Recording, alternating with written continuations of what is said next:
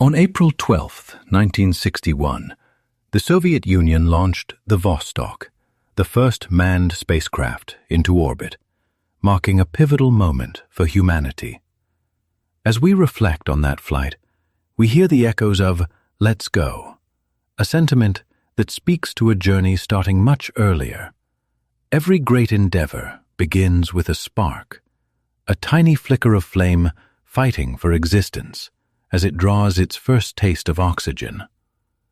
In that single, microscopic event, you can find the entire saga of fire, from the ancient campfires that warmed our ancestors to the industrial plasma torches that slice through metal. This is the tale of how we mastered that force, a quest that spanned millennia. Picture China during the Tang Dynasty, an age saturated with mysticism and deep philosophical thought. Imagine an atmosphere heavy with the aroma of incense and exotic spices, where scholars and sages dedicated themselves to finding harmony with the Tao, the fundamental path of the universe. It was in this setting that Taoist alchemists, a blend of monks and intellectuals, pursued a singular, sacred objective. Not just spiritual enlightenment, but literal, physical immortality. They were convinced that nature held a hidden elixir capable of stopping the aging process and bestowing everlasting life. Their workshops were veritable temples of esoteric knowledge, outfitted with furnaces, mortars, and complex distillation equipment. These alchemists pored over ancient scriptures, blending substances like mercury, arsenic, and countless other rare ingredients in a relentless effort to cheat death itself. It was amidst these mystical pursuits that one of history's most significant accidental discoveries was made. An unknown alchemist, while mixing saltpeter, charcoal, and sulfur in just the right proportions, created something far different from an elixir of life. Ingredients that were harmless by themselves combined to form a volatile and highly flammable mixture. According to legend, when this black powder was heated, it didn't simply burn. It produced a sudden, near-explosive burst of energy and gas. Instead of offering the tranquility of eternal existence, this concoction unleashed sheer power and chaos. The alchemists named this substance Huayao, which translates to fire medicine, a testament to its fiery and potent nature. Initially, this discovery was viewed as a significant setback, as it neither healed the body nor prolonged life. However, it wasn't long before its destructive capabilities were channeled into a truly spectacular purpose. The Chinese found that by packing this powder into a bamboo tube and setting it alight, they could produce an awe-inspiring effect, giving birth to the world's first fireworks. For them, this was far more than simple amusement. Each brilliant streak across the night sky was a prayer, a message sent to communicate with gods and spirits. It represented humanity's earliest symbolic attempt to pierce the veil of the atmosphere and signal the realms beyond. This very concept, a tube packed with force and pointed skyward, was the genesis of the rocket. The dream of reaching for the heavens didn't start with an engineer's schematic, but with a spiritual ritual, a desire to connect with the divine using man-made fire. At a time when stars were not yet understood as physical destinations, humanity was already instinctively striving toward them, employing the only power it had, a power born from the quest for immortality. As is so often the case in our history, knowledge conceived in the quiet of a laboratory or temple eventually finds its application on the battlefield. The military potential of fire medicine, a mere byproduct of a spiritual search, was far too great to be overlooked. The sacred fire that was meant for communion with the heavens was soon redirected against fellow humans, and the pursuit of eternal life ironically became an instrument for ending it. By the 10th century, military engineers in China were actively experimenting with this new powder. Their innovations included early forms of grenades, flamethrowers, and the direct predecessor of the modern rocket, the fire arrow. This weapon was both ingeniously simple and terrifyingly effective. A small gunpowder tube was fastened to a standard arrow, lit, and then shot from a bow. Before long, it became clear that the bow itself was redundant. The propulsive force of the burning gunpowder was enough to send the arrow flying on its own. This realization marked a revolutionary turning point. For the first time, human beings launched a projectile not with the power of muscle or a taut bowstring, but with pure chemical energy. It was, in essence, the planet's first reaction engine.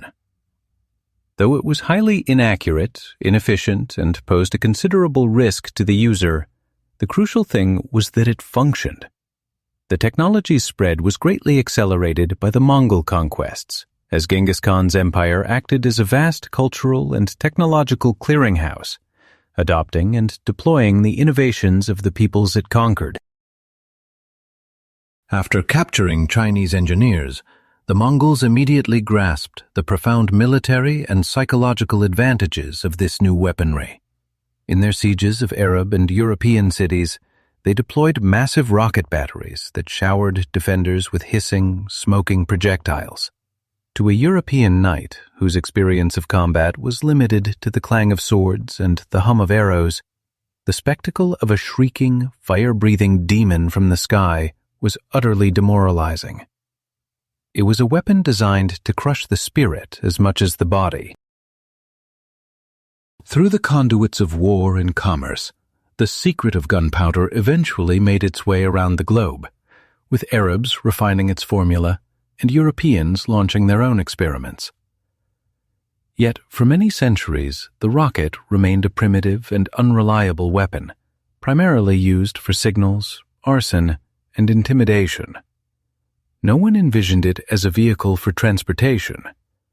The notion that this chaotic and untamable force could one day carefully lift a person to the stars would have sounded like utter madness to a medieval artilleryman.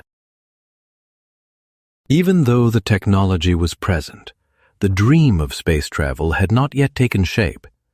The rocket remained firmly bound to Earth, serving the most brutal and terrestrial of human endeavors. This represents the first major moral compromise on our path to the cosmos. The key that would eventually unlock other worlds was forged in the fires of war. While real rockets traced their bloody and erratic arcs across battlefields, barely reaching a few hundred meters in altitude, interplanetary voyages were already taking place in another realm, the vast universe of human imagination. When technology hit a wall, it was writers, philosophers, and poets who took on the challenge. They used their most potent tool, the word, to explore what was out of reach. If engineers were unable to construct a vessel to the moon, then one could be built within the pages of a book. One of the earliest and most flamboyant of these literary space travelers was the 17th century French dramatist and satirist Cyrano de Bergerac, who detailed several methods for reaching the moon in his work, Other Worlds. One of his concepts was astonishingly prescient. He conceived of a flying machine propelled by numerous gunpowder rockets that would ignite sequentially, pushing him ever higher. He was, in effect, describing the principle of a multi-stage rocket, 300 years before Tsiolkovsky formally theorized it. Although his narratives were fantastic satires on the society of his time, they accomplished something vital. They embedded the very notion of lunar flight into the cultural consciousness of Europe. However, it was another Frenchman, Jules Verne, who ignited a true revolution in thinking 2 centuries later. His 1865 novel, From the Earth to the Moon, became an international phenomenon. Verne tackled the subject with an engineer's mindset, calculating the projectile's dimensions, selecting a launch location in Florida, in an amazing parallel to the future Cape Canaveral, and even depicting the state of weightlessness. while his proposed launch mechanism was a gigantic cannon rather than a rocket, which from a physics perspective would have subjected any astronauts to lethal G-forces. The technical inaccuracy was irrelevant. What truly mattered was his ability to make millions of people believe. Spaceflight was transformed from mysticism or a fairy tale into a daunting but ultimately achievable engineering puzzle. He successfully shifted interplanetary travel out of the domain of pure fantasy and into the realm of science. For an entire generation of future space pioneers, Vern's books became their sacred texts. Young boys all over the world, engrossed in tales of adventure inside a cannonball, started to dream of becoming astronauts instead of pirates or generals. They cultivated a cultural appetite for space exploration, giving form to the very idea of it. These writers weren't merely fantasists. They were visionaries who constructed a conceptual bridge connecting the primitive military rockets of their time to the spaceships of the future. These authors established a grand objective, infusing it with purpose and romance. While the real world was preoccupied with warfare and the Industrial Revolution, they had already colonized the moon and journeyed to other planets on paper. By preparing this imaginative ground, they ensured that when the seeds of actual science were eventually sown, they would land on fertile soil. It was here, at the close of the 19th century, that our story turns to a quiet provincial town called Kaluga, far removed from the clamor of capitals and scientific hubs. There lived an unassuming teacher of arithmetic and geometry named Konstantin Eduardovich Tsiolkovsky, who had been left almost entirely deaf after a bout of scarlet fever in his childhood. This separation from the world of sounds, from everyday chatter and the noise of the streets, ultimately became his greatest advantage. Unable to fully engage with the world of people, he initiated a dialogue with the universe itself. His deafness compelled him to turn his gaze inward and upward, toward the stars. He was a man who seemed to belong to another world, a true prophet in his own country who, as is so often the case, went unrecognized. Tsiolkovsky was an autodidact. After being expelled from school, he dedicated 3 years to independent study in a Moscow library, devouring texts on physics, mathematics, and chemistry. Upon returning to provincial life, he lived in poverty, providing for his family on a meager teacher's salary. Yet, at night, illuminated by a kerosene lamp, he undertook his most profound voyages. Within his notebooks, designs for all metal dirigibles, trains that hovered on cushions of air, and, most critically, spacefaring rockets came to life. He was the first person to scientifically demonstrate that a rocket was the only machine capable of conquering Earth's gravity and navigating the vacuum of space. In 1903, he published his monumental work, The Exploration of Cosmic Space by Means of Reaction Devices, in an obscure scientific journal. For the first time ever, he derived the formula that would become the very foundation of astronautics. Today, this principle is universally known as the Tsiolkovsky rocket equation. It was more than just dry mathematics. It was the poetry of motion, expressed in the language of numbers. The equation interconnected a rocket's velocity with the mass of its fuel and its own structural mass, thereby proving that spaceflight was a mathematical certainty. He advocated for the use of liquid fuels, specifically hydrogen and oxygen, as the most efficient option and outlined the need for multi-stage rockets to jettison unneeded weight. He also conceived of life support systems for the crew and anticipated the experience of weightlessness. Tsiolkovsky almost single-handedly constructed the entire theoretical framework for future space travel, yet his contributions were completely overlooked. The established scientific community dismissed him as an eccentric, viewing his ideas as unsubstantiated daydreams. He wrote of space elevators, ethereal cities, and the eventual transformation of humanity into a being of pure energy. He was not simply an engineer, but a cosmic philosopher who saw the journey into space not as a final goal, but as an essential step in the evolution of humankind. It was he who uttered the immortal words, "Earth is the cradle of humanity, but one cannot live in the cradle forever." For Tsiolkovsky, space represented the inescapable future, the sole path to salvation from overpopulation, warfare, and the exhaustion of earthly resources. He was a visionary, speaking a language his contemporaries could not comprehend, listening to the cosmos while the world around him remained deaf to his message. If Konstantin Tsiolkovsky was the Moses of astronautics, the prophet who showed the way, then across the ocean in America lived his direct counterpart, a man of action who began to forge that path with his own hands. His name was Robert Goddard. Whereas Tsiolkovsky was cut off from the world by his deafness, Goddard chose his own isolation through his personality. He was the complete opposite of the Kaluga dreamer, not a philosopher, but a hands-on physicist. Not an outspoken visionary, but a secretive and suspicious recluse whose own journey began when he read H.G. Wells' The War of the Worlds while perched in a cherry tree in his backyard. Gazing up at the sky at that very moment, he resolved to devote his existence to building a machine for traveling between planets. In stark contrast to Tsiolkovsky, who was primarily a theorist working with calculations and paper, Goddard immediately established himself as a man of practical application. He began securing patents, constructing early models, and even setting off explosive powder charges. Recognizing that liquid-fueled engines were the way forward, he meticulously addressed countless engineering challenges one by one, from fuel delivery and combustion chamber cooling to in-flight stabilization. In doing so, he conceived and engineered nearly every fundamental part of the rockets we know today.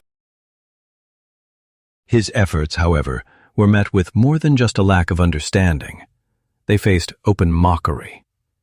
In 1920, the New York Times ran a blistering editorial that ridiculed Goddard's vision of lunar travel. The journalists, clearly misunderstanding Newton's third law, argued that a rocket in the void of space would have no air to push against, implying Professor Goddard lacked a grasp of basic high school physics.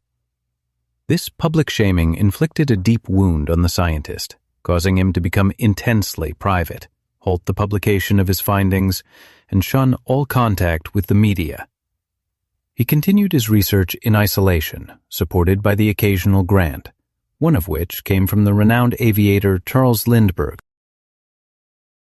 His most significant achievement occurred as a quiet, nearly clandestine affair.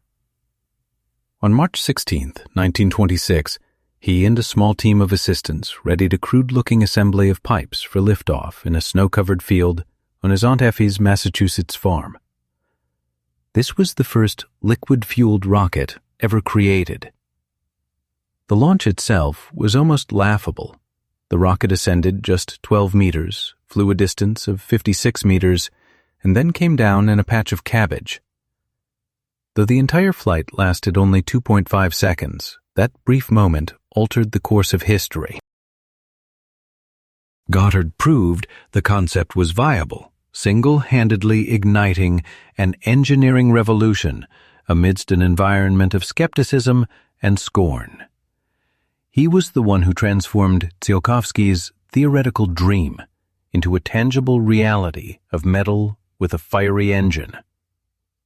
Yet, between the Russian visionary and the American pragmatist, who were working completely unaware of each other, emerged a third individual, destined to connect them. This man would serve as a bridge between abstract ideas and their practical implementation, linking solitary pioneers with the large-scale engineering teams of the future. That man was Hermann Oberth, a Transylvanian German who independently reached the same conclusions as Tsiolkovsky and Goddard. But he achieved something they never did. He started a movement. As a young man, Oberth, like so many others, was captivated by the novels of Jules Verne. His fascination with lunar travel drove him to perform his own calculations, which quickly revealed that Verne's concept of a space cannon was impossible. Echoing Tsiolkovsky's findings, he determined that a multi-stage rocket powered by liquid fuel was the only feasible solution. He tried to present his research on rocketry for a doctoral dissertation in 1922, but the academic establishment dismissed it as pure fantasy. Feeling slighted, Oberth self-published his work, titling it The Rocket into Planetary Space, and the book's release was explosive. In contrast to Tsiolkovsky's obscure Russian journal articles and Goddard's guarded secrecy, Oberth's book was readily available to the public in Central Europe, where it quickly became the definitive guide for every space enthusiast in Weimar Germany. Eager students, professional engineers, and hobbyists soon started the rally around him.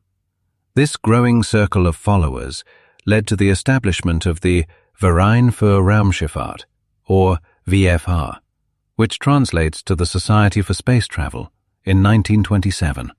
This event marked a crucial shift, transforming the pursuit of space from the isolated work of visionaries into a collaborative mission. The VFR operated as a vibrant hub of innovation, where members tested their initial rockets at a decommissioned artillery range near Berlin that they whimsically nicknamed Raketenflugplatz, or Rocket Flight Field. Among these young pioneers, driven by an unshakable enthusiasm, was a tall, charismatic aristocrat of immense ambition named Wernher von Braun. He was drawn to the society after reading Oberth's book, and Hermann Oberth soon became his mentor. In this way, Oberth connected the crucial pieces, merging Tsiolkovsky's foundational theories with Goddard's hands-on methods, and handing this combined legacy to a new generation. He was the catalyst who converted the disparate work of individuals into a structured movement that had knowledge, drive, and, critically, people. The one element this movement was missing was significant funding. It wasn't long before a power arose in Germany prepared to supply those resources, but at a terrible price. This force would ultimately corrupt the dream of reaching the stars, twisting it into the development of a weapon of mass destruction. Even in the early, energetic days of the Society for Space Travel, one individual consistently captured the spotlight: the young Baron Wernher von Braun. Von Braun was distinct from the other amateur experimenters, possessing a unique blend of noble refinement, contagious passion, and a calculating, practical intellect. As the son of a government minister, he benefited from a superb education and was singularly focused on space from a very young age. A well-known story holds that he was given a telescope for his 13th birthday, but he quickly decided that simply viewing other planets was insufficient. His true desire was to travel to them. His early experiments were a perfect reflection of his personality. In one instance, he strapped 6 large fireworks to a child's wagon and sent it careening down a bustling Berlin street, an escapade that promptly led to his arrest. This single event perfectly captured his character, a mix of daring, a flair for the dramatic, and a total willingness to ignore the rules when chasing his objectives. After discovering Hermann Oberth's book, he knew he had found his life's purpose. He wasted no time in joining the VFR, where he rapidly emerged as the group's most influential member, using his powerful charisma as his most effective instrument.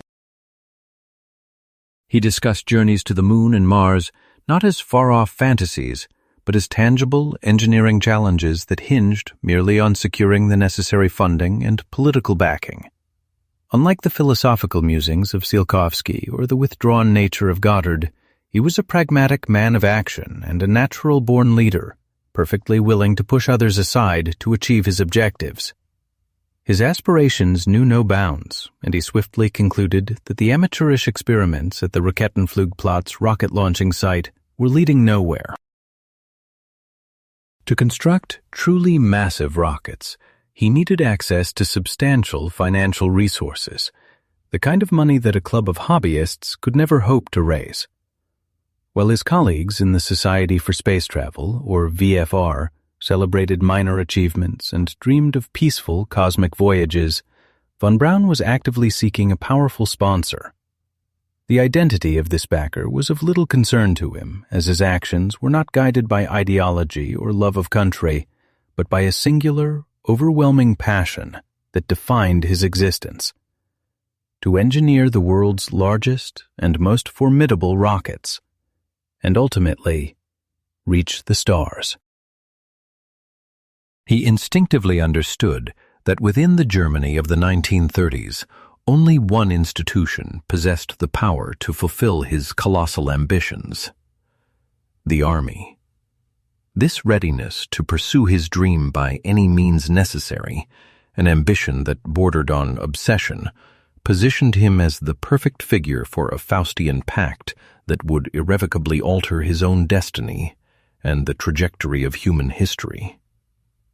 As the 1930s began, dark political clouds were massing over Germany with the ascent of the Nazis, and the nation was undergoing a rapid, stark transformation. The freedoms of the Weimar Republic were replaced by the rigid discipline of the Third Reich, a change that brought fear and instability for many, but presented a unique opportunity for the German military. The Treaty of Versailles, enacted after the First World War, had placed degrading limitations on Germany, prohibiting it from possessing modern aircraft, tanks, or submarines. Crucially, however, the treaty made no mention of rockets, a detail that shrewd officers like Captain Walter Dornberger recognized as a significant loophole. The rocket represented the ideal weapon to circumvent the treaty's restrictions, capable of delivering devastating payloads over hundreds of kilometers while being impossible to intercept. Dornberger's quest for someone who could forge such a weapon eventually brought him to the Raketenflugplatz and the enthusiasts of the VFR. There, he immediately grasped the potential of their work and, more importantly, of their young, fiercely ambitious leader, Wernher von Braun. In 1932, Dornberger presented von Braun with a proposition he could not turn down: limitless funding, top-tier engineers, and a state-of-the-art testing facility, all in return for developing ballistic missiles for the Wehrmacht. This offer presented von Braun with a defining choice between a pure dream and compromised funding, between scientific independence and servitude to a totalitarian regime. He chose the resources. Shortly thereafter, the civilian Society for Space Travel was forcibly disbanded by the Gestapo, and the rocket initiative fell entirely under military authority. Von Braun, now technically a civil servant and later an officer in the SS to secure his standing, was granted everything he had ever wished for, becoming the director of a massive research complex at Peenemünde, a veritable rocket city on the Baltic coast with thousands of scientists toiled on his project. It was the quintessential Faustian bargain. Von Braun had effectively traded his conscience not for eternal life, but for the opportunity to bring his cosmic vision to fruition. He persuaded himself and his team that their ultimate purpose was space, treating the development of weapons as a regrettable but necessary phase to obtain funding. While he may have genuinely believed this, the reality was far grimmer. The money that powered his genius was tainted with blood, and the dream of reaching the stars had been conscripted into the service of a machine of death. He had acquired his keys to the heavens, but the cost was loyalty to a regime preparing to unleash hell on Earth. The project was initially designated Aggregate 4, or A4, yet it would become infamous under the more menacing name assigned by Nazi propaganda, Vergeltungswaffe 2, or V2, meaning Vengeance Weapon 2. This creation was a chilling fusion of engineering brilliance and profound evil. The V-2 stood as a technological masterpiece, a breakthrough that was decades ahead of its era. It was a 14-meter rocket weighing nearly 13 tons, able to deliver a 1-ton explosive warhead over a distance of 300 kilometers, propelled by a liquid-fueled engine that produced 25 tons of thrust. Its trajectory carried it to an altitude of almost 100 kilometers, piercing the stratosphere to the very edge of space. On June 20th, 1944, a test launch of the V-2 marked the first time a human-made object completed a suborbital spaceflight by crossing this conventional boundary. Von Braun's ambition had been realized.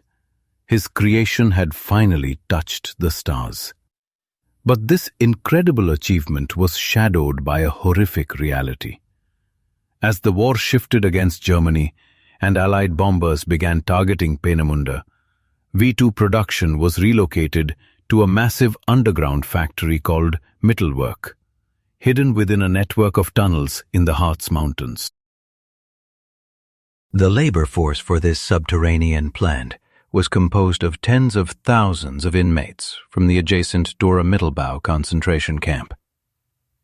In utterly subhuman conditions, plagued by starvation, disease, and the cruelty of SS guards, these enslaved people of the Third Reich constructed the very weapons meant to secure victory for their tormentors. Prisoners perished right on the assembly lines, their bodies incinerated in crematoria that operated non-stop. This stands as the most dreadful paradox in the history of astronautics. The rocket that would serve as the blueprint for all future space vehicles, from the Soviet Soyuz to the American Saturn V, was created through an unimaginable depth of human suffering. Historians estimate that the construction of the V-2 caused the deaths of approximately 20,000 prisoners, more than double the roughly 9,000 casualties resulting from its deployment as a weapon against cities like London and Antwerp. The path to space was paved through hell. Every component of this technological wonder, from the smallest bolt to the most complex circuit, was saturated with pain and death. Wernher von Braun was unquestionably aware of the conditions at the factory. Yet he pressed on with his work. His ambition of reaching the stars was realized using technology built by the hands of enslaved people. This was the compromise he made, and the toll the world accepted for humanity's first venture beyond the confines of Earth's atmosphere. By the spring of 1945, the Third Reich was in its final collapse, with Soviet forces advancing from the east and the Allies closing in from the west. While this spelled catastrophe for most Germans, it presented a moment of crucial strategic decision for Wernher von Braun and his team from Peenemünde. He knew with certainty that the war was over and that his knowledge and technology represented the conflict's ultimate spoils. He assembled his top engineers and posed a single, critical question. To which nation should they surrender? The answer was clear. The Soviets offered only uncertainty and the potential for exile to Siberia, while the British didn't have the funds for a major rocket program. The Americans, in contrast, possessed both immense wealth and industrial power, along with a shared, emerging adversary in the Soviet Union. The decision was finalized.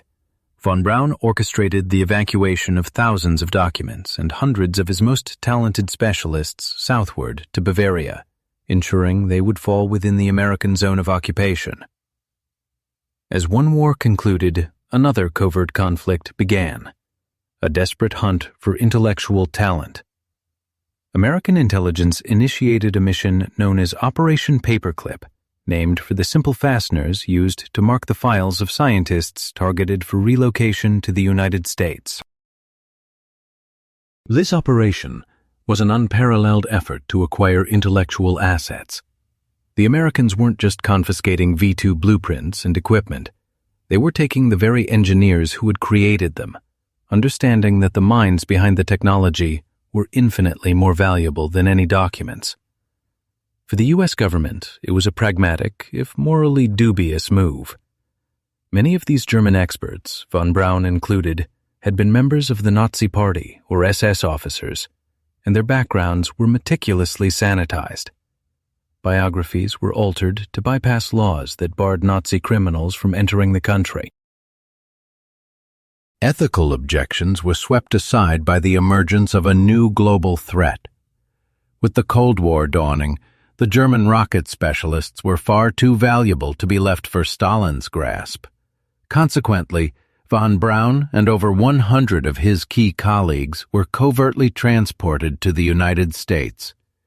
For these men, it was a second chance to pursue their dreams, this time in the employment of their former adversaries. For America, it was a critical advantage in the looming space race. Yet, while the U.S. had secured the world's foremost rocket expert, they remained unaware that the Soviets possessed their own hidden genius. As Wernher von Braun was negotiating with the Nazis and advancing his career, the destiny of his greatest unseen rival was taking shape on the other side of Europe. His name was a state secret, and to the world, and most citizens of the USSR, he was known only as the chief designer. His real name was Sergei Pavlovich Korolev, and his journey to space was paved not with compromise, but with unimaginable suffering. During the 1930s, a young Korolev was a luminary in Soviet aviation and rocketry. As a gifted engineer and glider pilot, he directed the group for the study of reactive motion and managed the launches of the first Soviet liquid propellant rockets. He was driven by an idealistic faith in a communist future that would unlock the cosmos for all humankind. But in 1938, his life was shattered. Caught in the storm of Stalin's purges, he was arrested based on a false accusation from a colleague, charged with sabotage and anti-Soviet activities. During his interrogations by the NKVD, he was subjected to torture that left him with a broken jaw. A summary court sentenced him to 10 years in the gulag. He was dispatched to Kolyma, an icy wasteland where prisoners perished from starvation, disease, and relentless labor in the gold mines, a virtual death sentence. Korolev was brought to the edge of existence, losing most of his teeth as his health disintegrated. In a turn of fate, aircraft designer Andrei Tupolev, himself a prisoner working in a special design bureau known as a sharashka, successfully petitioned for a review of Korolev's case. He was pulled back from the brink of death in Kolyma. Korolev found himself imprisoned once more, but this time within a facility for engineers, allowing him to work in his chosen profession. He spent his time designing bomber aircraft for the very regime that had almost destroyed him. After the war ended, he was released, though his conviction remained on record. In a profound irony, Stalin chose this man, who had survived torture, betrayal, and the horrors of the gulag, to lead the entire Soviet rocket program. As a man, Korolev was the complete opposite of von Braun. He was not a charming aristocrat, but a severe, demanding, and often disliked figure, bearing scars both on his face and in his soul. His country had done its best to break him, but his spirit remained intact. His resolve had been hardened in the brutal camps of Kolyma, and this indomitable will, combined with his engineering genius, would become the Soviet Union's most powerful asset in the space race. By the early 1950s, the primary pieces were set on the Cold War chessboard. Two titans of rocketry, Wernher von Braun in the United States and Sergei Korolev in the Soviet Union, were positioned for an unseen duel that would shape history for the next 2 decades. Their personal journeys were starkly mirrored, and their professional environments were a direct reflection of the political systems they served. In America, von Braun operated within a democracy and a capitalist framework, which transformed him into a public personality. His image graced magazine covers, and he appeared on television, captivating American families on popular programs like Walt Disney's, with tales of future space exploration. He proved to be an exceptional promoter and lobbyist for his cause. But this public freedom was not without its drawbacks, as he was frequently hampered by bureaucratic red tape.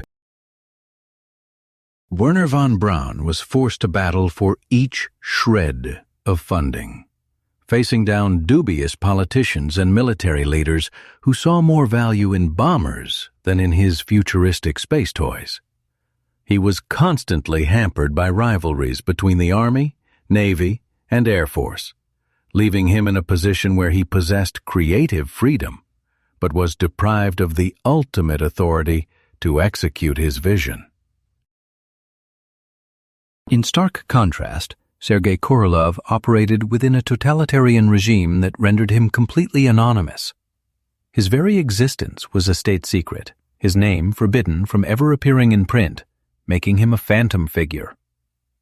Yet, this spectral architect of the Soviet space program commanded nearly boundless authority. Backed by the Kremlin, Korolev never had to contend with financial constraints. The entire nation's resources were at his disposal.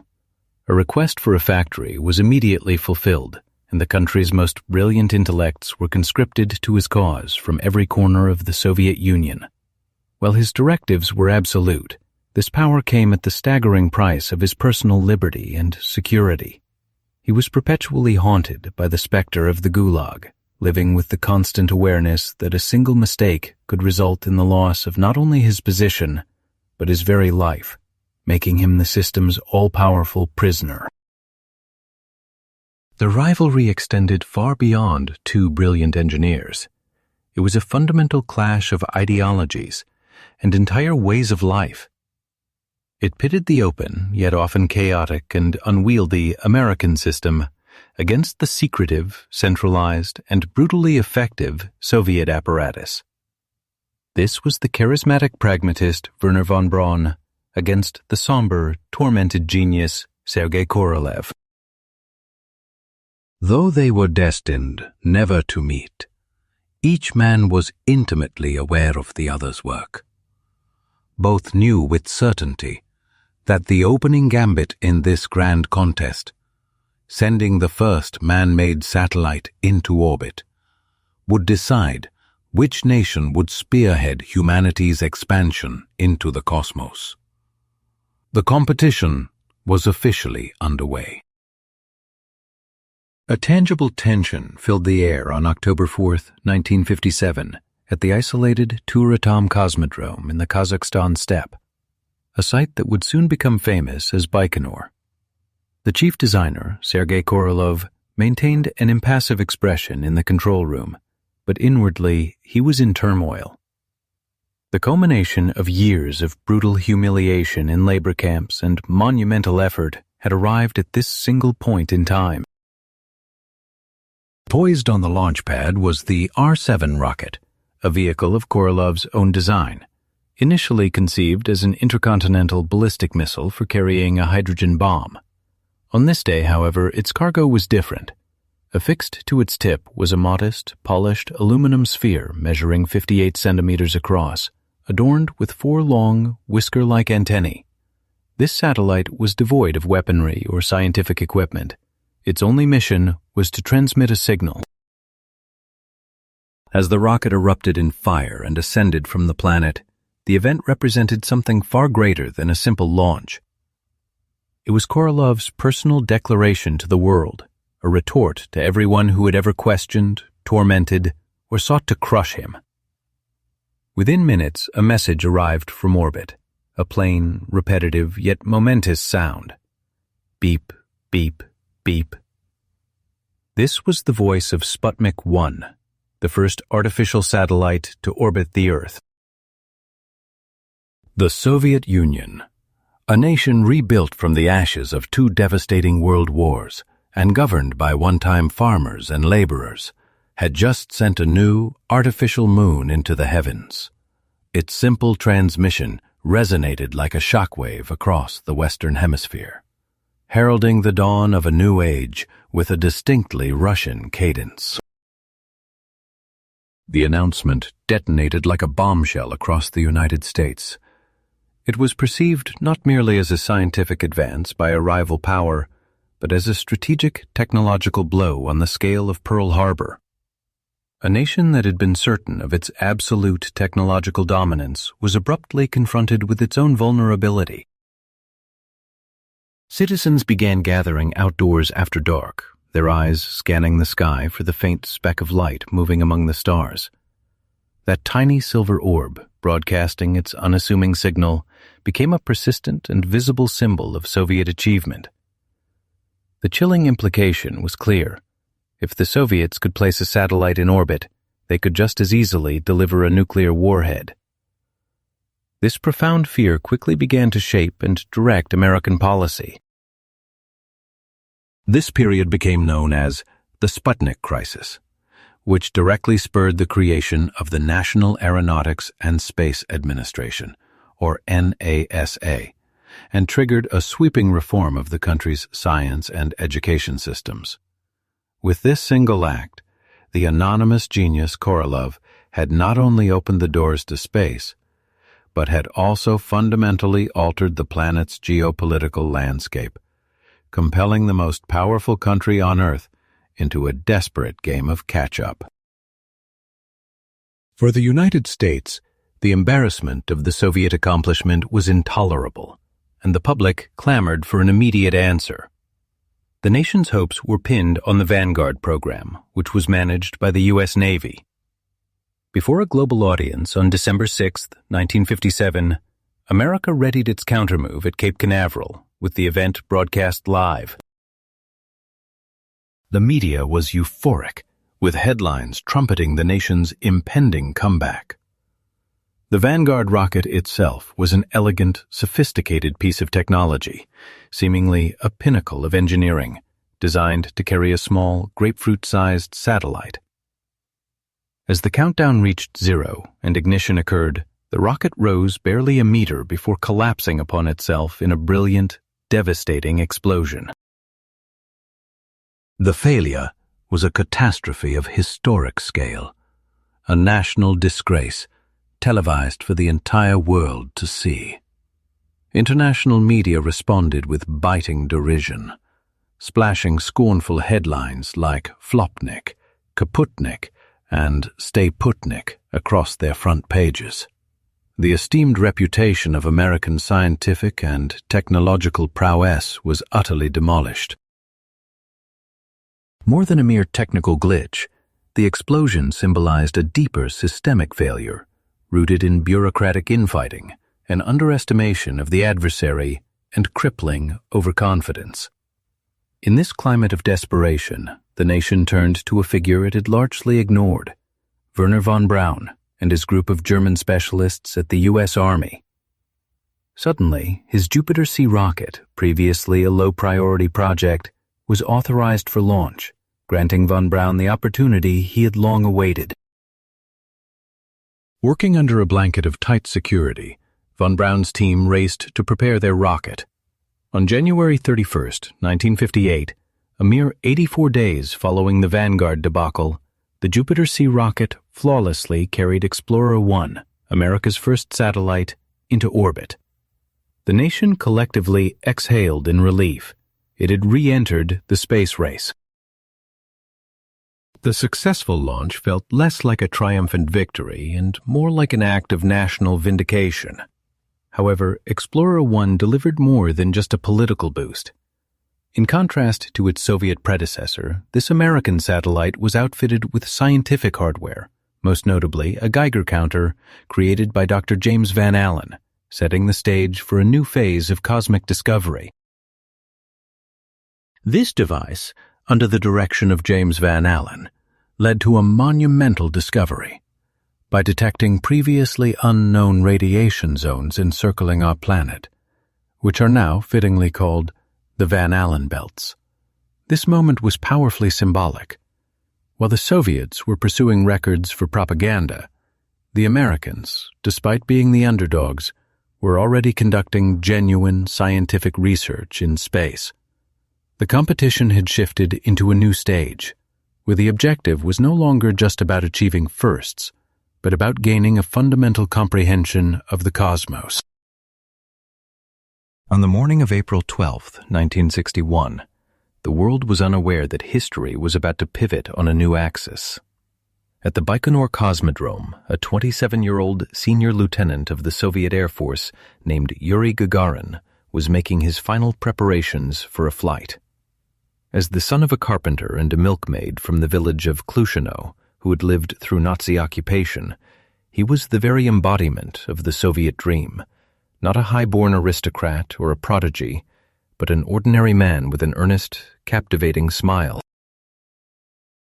That smile, which in a matter of hours would charm the entire globe, was a key reason Sergei Korolev had selected him, alongside his superb health and professional skill.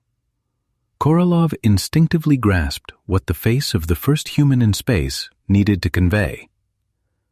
As Gagarin, clad in his orange spacesuit, traveled to the launch site, he appeared incredibly serene, joking with Korolev and humming songs. Once inside the confined capsule of the Vostok spacecraft, his pulse remained perfectly steady. Just before liftoff, he responded to Korolev's parting words with a term that would define a new age.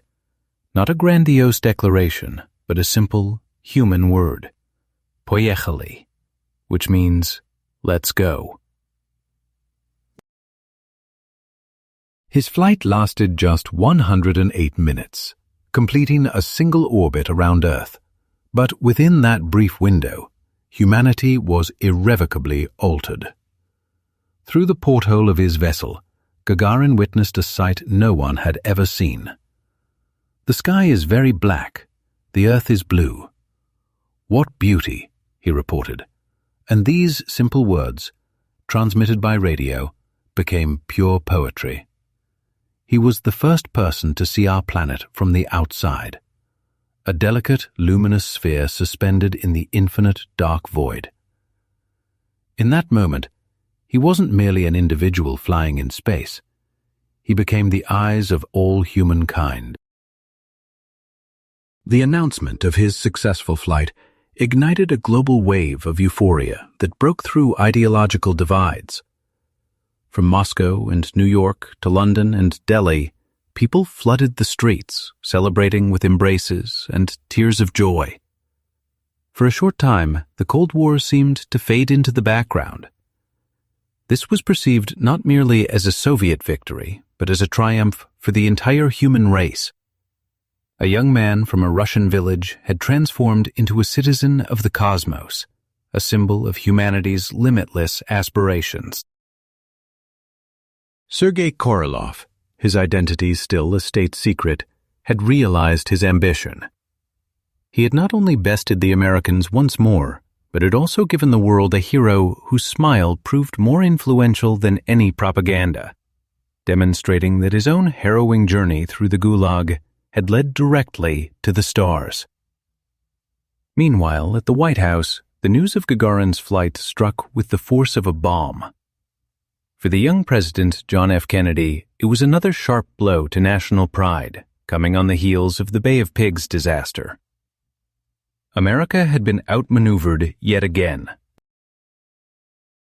Kennedy, a thorough pragmatist, understood that the space race was fundamentally about prestige and global influence, a demonstration of ideological strength. He convened his advisors and posed a blunt question. Was there any chance of catching up to the Russians, and in what specific area could they be surpassed? The response from Vice President Lyndon Johnson and NASA Administrator James Webb was clear. They argued that America couldn't win the race to launch a two-person spacecraft, perform a spacewalk, or establish an orbital station, as the Soviets were simply too far ahead. However, they proposed a single objective so distant, so ambitious, and so costly that it would completely negate the Soviets' current lead. This goal would demand the full mobilization of the nation, providing America with enough time not just to catch up, but to leapfrog ahead. That objective was to land a man on the moon. It was an incredibly desperate, almost reckless gamble, especially since the United States at that point lacked a rocket even capable of sending a person into orbit, let alone on a 240,000-mile journey. Yet Kennedy embraced the idea. On May 25, 1961, just 6 weeks after Gagarin's historic flight, he delivered a landmark speech to Congress. Instead of minimizing the gap, he acknowledged it and framed it as a call to action, declaring, "I believe that this nation should commit itself to achieving the goal, before this decade is out, of landing a man on the moon and returning him safely to the Earth." A year later, in his renowned speech at Rice University, he expressed this vision with even greater poetic force. "We choose to go to the moon. We choose to go to the moon in this decade and do the other things, not because they are easy, but because they are hard." While President Kennedy was setting forth these grand lunar ambitions, the burden of taking the first challenging steps fell upon 7 men, the Mercury 7 astronauts. They were cast as ideal American heroes, former test pilots who were courageous, cool-headed, and photogenic, becoming America's retort to Gagarin's smile. Their faces appeared on magazine covers, and they came to personify what was known as the right stuff. The first among them to achieve hero status was Alan Shepard, who, on May 5, 1961, less than a month after Gagarin's orbit, boarded the Freedom 7 capsule for a brief 15-minute suborbital hop into space. His flight didn't circle the globe. Instead, he soared to a height of 187 kilometers before splashing down in the Atlantic. While this might have appeared underwhelming to the rest of the world, especially when measured against Gagarin's 108-minute orbital journey, it represented a pivotal moment for the United States. This mission confirmed that America could successfully launch a person into space and recover them safely, a small but absolutely essential first milestone.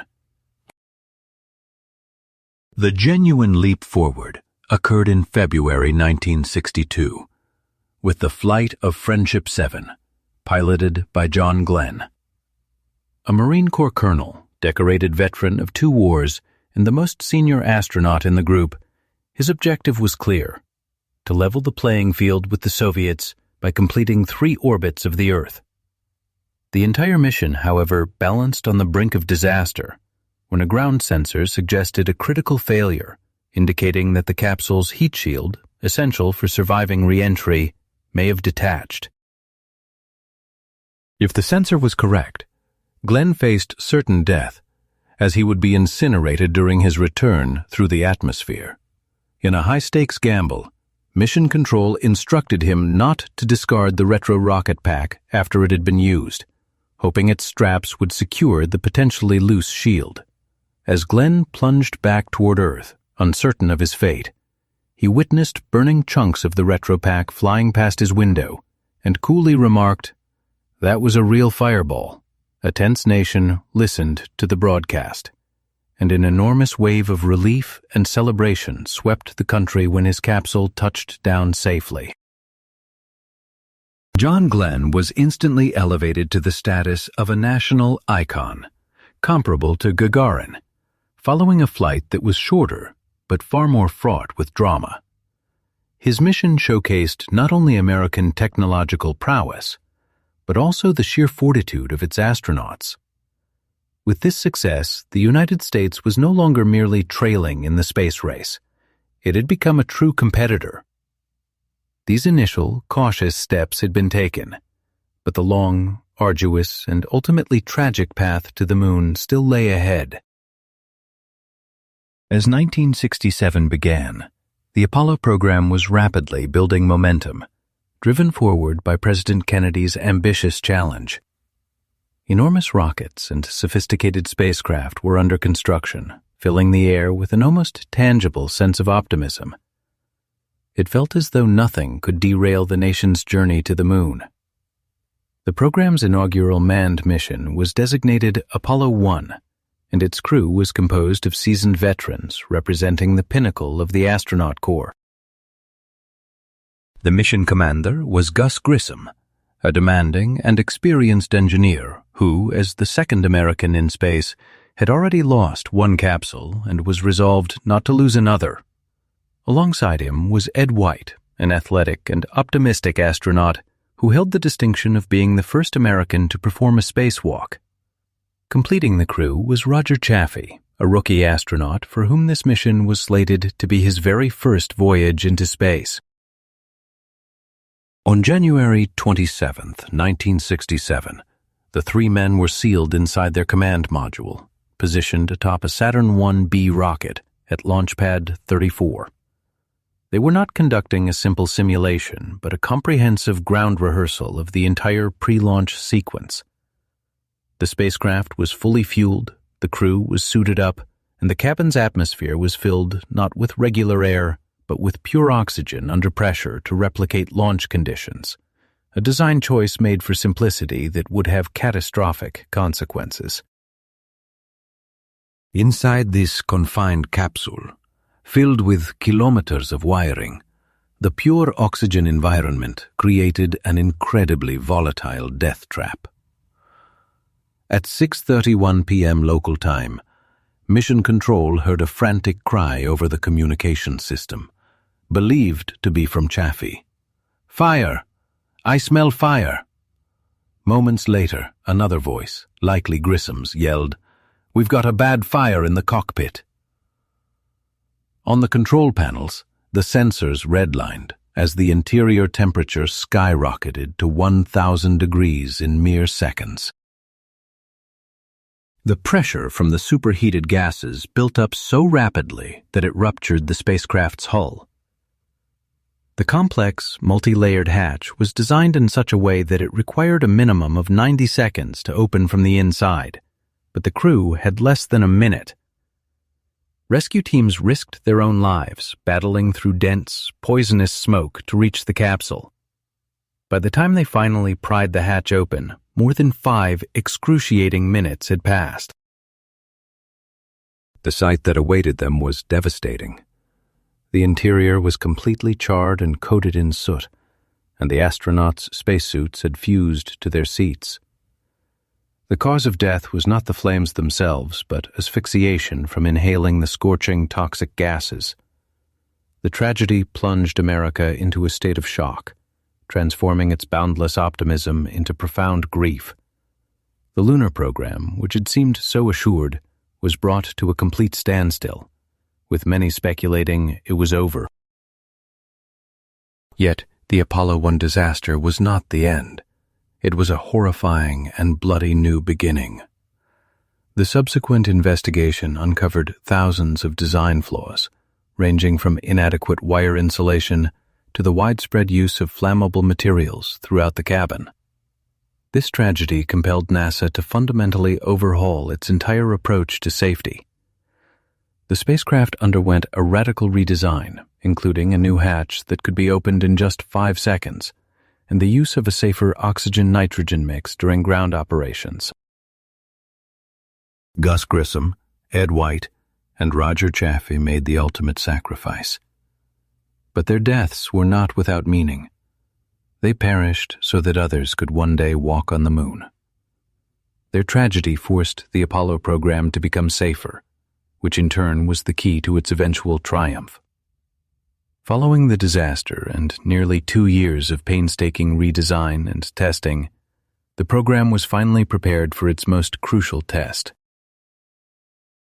To achieve the goal of landing on the moon, the United States required a launch vehicle with power beyond anything the world had ever conceived, and that rocket was built. It was named Saturn V. This was more than a feat of engineering. It was a metallic cathedral, a monument to human determination, and the life's work of a single man, Wernher von Braun. His entire life's path, from early rocket experiments in Berlin through a Faustian pact with the Nazis to create the V2, to his covert relocation to America, had all culminated in this single moment. The Saturn V was the direct technological successor to his earlier V2 rocket, yet it dwarfed its predecessor just as a skyscraper looms over a country cottage. Its physical scale was almost beyond belief, standing 111 meters high, which is taller than the Statue of Liberty. When fully fueled, its weight topped 2,800 tons, equivalent to an entire naval destroyer. The rocket was an assembly of over 3 million individual components, every single one of which had to operate with absolute perfection. The rocket's first stage was powered by 5 F-1s, which remain the most formidable single-chamber liquid-fueled engines ever constructed. During liftoff, they burned through 15 tons of fuel each second, generating a collective thrust comparable to the output of 85 Hoover dams. The sound produced by its engines was less a noise and more a physical force. A shock wave that rippled through the ground for kilometers in every direction, causing the chests of distant onlookers to pound from the sheer acoustic power. The Saturn V stood as the ultimate expression of American industrial capability, harnessed for the pursuit of a singular, monumental objective. Its creation involved hundreds of contractors from all corners of the nation, with a total workforce of 400,000 people dedicated to the project. This was a machine engineered with the express purpose of overcoming our world's most fundamental force, the law of universal gravitation. When its inaugural unmanned flight occurred in November of 1967, the spectacle left even the most experienced engineers inside Mission Control utterly astounded. The bunker that housed them shook so violently it felt as though an earthquake had struck, causing dust to cascade from the ceiling. During the live telecast, the legendary newsman Walter Cronkite was so overwhelmed he lost his composure, able to repeat only the words, "Oh my God, oh my God." This magnificent machine was Wernher von Braun's masterpiece, the culmination of his life's work. He had taken a vision born in the crucible of the Second World War and refined it within the intense fires of the American lunar program. He effectively constructed a ladder to the heavens, one robust enough to bear human passengers on their journey upward. The Saturn V launched 13 times, and every single mission was executed perfectly, delivering 24 astronauts to the moon without a single catastrophic failure, making it not only the most powerful, but also the most dependable launch vehicle in history, and a testament to its creator's genius. On July 20th, 1969, hundreds of millions of people across the globe were captivated, their attention fixed on televisions and radios. They followed intently as 2 humans from Earth, Neil Armstrong and Buzz Aldrin, guided their small, delicate lander named Eagle toward the moon's surface. The Apollo 11 mission, representing the climax of a decade of monumental effort, was reaching its dramatic conclusion. The Saturn V had flawlessly performed its duty, bringing them to this point. Now, the outcome rested entirely on 2 men and their vehicle, which looked like a fragile spider crafted from foil and metal. The final minutes of the descent unfolded into a real-life drama, more compelling than any screenwriter could imagine. The craft's onboard computer, overwhelmed by data streaming from the landing radar, started flashing alarm codes, 1202, 1201. Neither Armstrong nor Aldrin had any idea what these warnings meant. Back in Houston's Mission Control, a 26-year-old operator named Steve Bales had mere seconds to decide whether to abort the entire landing. Maintaining his composure, he gave the go-ahead, relaying that everything was fine. The computer was simply indicating it was overloaded, but was still successfully managing the critical landing sequence. The immediate tension subsided, but a new crisis quickly emerged. Armstrong, now in manual control of the lander, glanced out the window and realized the autopilot was steering them directly toward a crater filled with boulders as large as automobiles, a landing that would have been fatal. With the calm demeanor of someone in a training simulator, he took full control of the Eagle and began flying it across the lunar landscape, actively searching for a safe, level area to touch down. Back in Houston, everyone held their breath, powerless to help. Armstrong was completely alone, confronting the moon directly, with his fuel supply rapidly depleting. Mission Control called out the remaining time. 60 seconds. Then 30 seconds. Finally, Armstrong spotted a suitable location. The Eagle hovered for a moment, its thrusters disturbing ancient dust that had lain untouched for billions of years. Then, through the static-filled silence, Armstrong's voice reached the world. "Houston, Tranquility Base here. The Eagle has landed." An instant of profound silence gripped Mission Control before the room erupted into a storm of applause and jubilant shouts. Grown men, seasoned engineers, and brilliant scientists were openly weeping and embracing one another in shared triumph. A few hours later, Neil Armstrong descended the ladder to become the first human to step onto the lunar surface, uttering the immortal words, "That's one small step for man, one giant leap for mankind." In that singular moment, divisions like American and Soviet or capitalist and communist vanished. There was only humanity, watching in collective awe as its representatives walked upon another world. The lunar landing was the pinnacle of the space race, but it also signaled its conclusion. With the primary objective achieved, America's fascination with space exploration began to wane. The Apollo program was prematurely terminated, and NASA's funding was drastically reduced. It seemed the heroic age of space travel had concluded almost as soon as it had begun. Yet this period of quiet gave rise to another, more subtle but equally captivating form of exploration.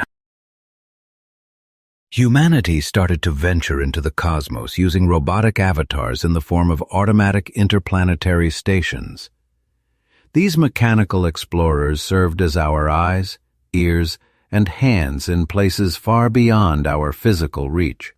In 1976, 2 American probes, Viking 1 and Viking 2, successfully executed soft landings on the Martian surface.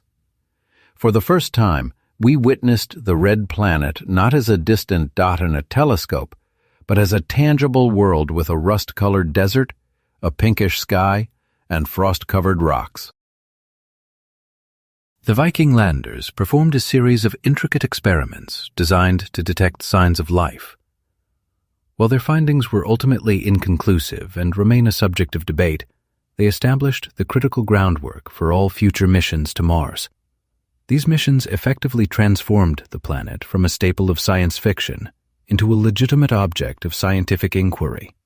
The most ambitious project of that era, however, commenced in 1977, when the twin spacecraft Voyager 1 and Voyager 2 began their grand tour of the outer solar system. Capitalizing on a rare planetary alignment that happens only once every 176 years, the probes used the gravity of each gas giant to slingshot themselves toward the next, like cosmic billiard balls. This journey provided us with the first ever detailed views of Jupiter and its great red spot, Saturn and its spectacular rings, and the ice giants Uranus and Neptune at the far edge of our solar system. Affixed to the side of each Voyager is a golden phonograph record, a message in a bottle sent adrift on the vast cosmic ocean.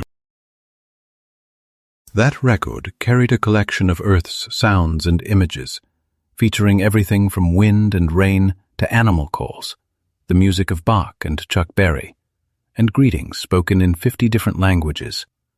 It was designed as a portrait of our planet, intended for any hypothetical alien civilization that might discover the spacecraft millions of years in the future. In 1990, long after it had passed the orbits of every planet, Voyager 1 was commanded by Earth to turn around and capture one last image. From a distance of 6 billion kilometers, our world appeared as a tiny, pale blue dot suspended in a sunbeam. This photograph, known as the pale blue dot, became an iconic symbol that showed us our home from the universe's perspective. It drove home the realization that the entirety of our history, all of our conflicts and affections, our triumphs and sorrows, had unfolded on that nearly invisible speck. These robotic explorers provided more than just new information. They offered us a profound new understanding of our own place within the cosmos. Following the monumental success of the Apollo missions, NASA was confronted with the question of what to do next. The dream of routine spaceflight, centered on a shuttle that could launch vertically like a rocket but land horizontally like an airplane, captured the imagination of engineers.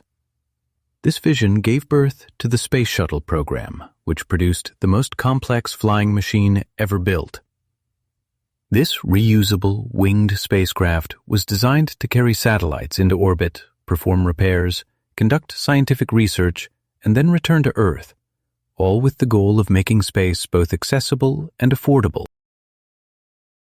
The inaugural flight of the shuttle Columbia in 1981 was a resounding success, and America was once again captivated by its spacefaring heroes. These shuttles were responsible for launching the Hubble Space Telescope, which has given us the most stunning images of the universe, and for deploying a series of interplanetary probes. Space travel began to seem like routine work, but this illusion of normalcy concealed an environment of terrifying complexity and immense danger. On January 28, 1986, the nation watched in horror as the Challenger shuttle exploded, just 73 seconds after liftoff. The tragedy claimed the lives of all 7 astronauts aboard, among them Krista McAuliffe, a teacher who was set to be the first ordinary American citizen in space. The dream of an accessible space shuttle was shattered in an instant, leading to a halt in the program for a comprehensive safety review and redesign. Flights eventually resumed, but in 2003, disaster struck again. The Columbia, the very first shuttle to fly, disintegrated during its re-entry into the atmosphere due to thermal protection damage it sustained at launch, resulting in the loss of 7 more lives. It became painfully clear that the shuttle had never achieved the safety and cost-effectiveness it was designed for. It was a brilliant but overly intricate and fragile machine. Yet, despite these tragedies, the shuttle fleet ultimately fulfilled its most important historical purpose. These vehicles served as celestial transport trucks and construction cranes for the most ambitious international endeavor in history, the International Space Station, or ISS. What started as a symbol of cooperation between Russia and the United States evolved into a global project involving 15 nations. Starting in 1998, shuttles and Russian Soyuz capsules delivered one module and truss after another. At an altitude of 400 kilometers, a permanent human home was constructed above the entire world. The ISS stands as the modern embodiment of Tsiolkovsky's ideas of ethereal settlements and represents the culmination of a journey that began with the historic handshake between Stafford and Leonov. This was not a race or a brief visit, but a continuous presence, a laboratory, an observatory, and humanity's outpost on the edge of a boundless universe, built upon the triumphs and tragedies of generations past. At the dawn of the 21st century, it felt as though the grand dream of space exploration had diminished. Missions had become commonplace, and the scope of our ambition seemed confined to low Earth orbit. However, during this quiet period, a new kind of visionary emerged, not from government agencies or aerospace giants, but from the epicenter of the digital revolution, Silicon Valley. His name was Elon Musk, and after accumulating a fortune from his work in online payments, he chose to invest it all not in a new app, but in the most audacious dream of his childhood, the colonization of Mars. Musk was different from the pioneers who came before him. He possessed a unique combination of qualities: the engineering brilliance of Goddard, the visionary ambition of Tsiolkovsky, and a talent for showmanship and sales that was entirely unprecedented. He established SpaceX with a single, almost audacious objective: to transform humanity into a multiplanetary species. For him, this wasn't merely an inspiring concept, but an existential necessity, a form of insurance against any global catastrophe that might threaten our existence on Earth. To make the journey to Mars possible, however, rocketry itself had to be completely reinvented. The fundamental problem with space exploration was its incredible inefficiency. Launch vehicles worth millions of dollars were used only once before being discarded. Musk famously argued that this was akin to throwing away a Boeing 747 after a single flight from New York to London. His initial efforts were perilous, as the first 3 launches of his Falcon 1 rocket all ended in catastrophic failure. With money quickly running out, the fate of his entire company and personal fortune rested on the success of the 4th launch. Had it failed, SpaceX would have simply ceased to exist. But in September of 2008, the 4th rocket achieved a successful launch, providing a vital lifeline for the company. What happened next would completely upend the entire aerospace industry, as Musk and his team of dedicated engineers, operating with the agility of a startup rather than a bureaucratic corporation, managed to do the impossible. They perfected the ability to return the first stages of their rockets to Earth, guiding them to land with astonishing precision on autonomous platforms floating in the ocean. This was more than a technological breakthrough. It represented a fundamental shift in the paradigm of space travel. The footage of 2 Falcon Heavy side boosters landing in perfect synchrony became a massive viral sensation, restoring a sense of spectacle and wonder to space exploration that had been absent since the days of the Apollo program. Musk had successfully brought audacity back into the dream of space. He approached the concept of Martian cities not as a far-off dream, but as a concrete business proposal. Instead of seeking approval, he simply began to build. He emerged as a modern space magnate, constructing his empire not primarily on government funding, though he certainly leveraged it, but on sheer force of will and an almost spiritual conviction in humanity's interplanetary destiny. The rise of Elon Musk served as a powerful catalyst, spurring other titans of the technology world into action. This gave birth to a new kind of space race, one not waged between nations or political systems, but between powerful individuals. It became a contest among visionaries who had amassed their fortunes on Earth and were now redirecting their ambitions toward the heavens. Musk's chief competitor soon became the wealthiest person on Earth, Jeff Bezos, the mind behind Amazon. His aerospace venture, Blue Origin, developed into a direct reflection of his personality and a stark contrast to SpaceX. While Musk played the part of a daring risk-taker, ready to bet everything on a single outcome, Bezos embodied the role of a patient and methodical strategist, operating under the motto, gradatim ferociter, which means step by step, ferociously. While Musk's obsession was fixed on Mars, Bezos envisioned a future where millions of people would live and work in massive space habitats orbiting our planet. Following the predictions of physicist Gerard O'Neill, Bezos viewed the moon less as a final stop and more as a vital source of materials for constructing this new orbital civilization. Though his New Shepard rockets initiated regular suborbital flights for wealthy tourists, for Bezos, this was merely the first small move in a plan spanning 1,000 years. The third major figure in this competition was the flamboyant British billionaire Richard Branson. With his company, Virgin Galactic, his strategy was entirely different. As Branson has always been a showman at heart, his objective wasn't Martian colonization or orbital industry, but the sale of pure experience. A few minutes of weightlessness, and a breathtaking view of Earth from the edge of space. His elegant spaceplane, launched from a carrier aircraft before firing its own rocket, provided a stylish solution for the emerging space tourism market. From this dynamic, a new trio of space leaders emerged. Musk, the visionary focused on colonization. Bezos, the systematic architect of an orbital economy. And Branson, the purveyor of cosmic adventures.